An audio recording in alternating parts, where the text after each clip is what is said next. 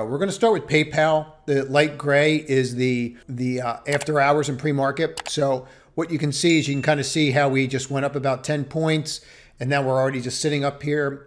You know, you really want to make sure that you're not buying or chasing unless you break over this 15-minute level is what we talk about. Please subscribe to this channel and click all notifications because what we're going to go over here is extremely timely. And I also put out private content. So you have to look at these numbers, 93 cents versus 86 cents. Sales were 6.8 versus 6.78. So they beat. Total payments were up 9%. That's a far cry from the disaster we were supposed to hear about. And they're talking about up to $15 billion buyback. Now, at the time of recording this, you're having your conference call. And I just want to point something out. Elliott Management took a 9% position in this company, very similar to what happened with PIN. And when that came out and the news started coming out, this actually started getting a little bump to it. Now, whether or not that happens, I'm not sure. I'm not the only one that knows this, so it might have already got this bump. But this one should be on your focus list. If you're looking for stocks that came out tonight that actually did okay, and there are only a few of them, this is one of them. And this is highly impressive.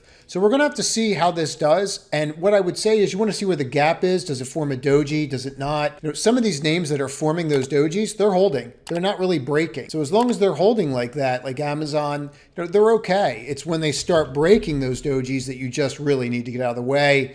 Like Apple, if that starts breaking, I'm just pointing these out very clearly so you can understand, if you don't see this for 2 days in this, I do these every day. If you don't see it, that's what you're looking for. You break the doji to the next day to the downside, the time of recording this, Tuesday. So if Thursday, if it broke that downward level, you just want to get out of the way. But other than that, I really like this. I really like this quarter. And it's definitely one of those names that's going in the long-term bank.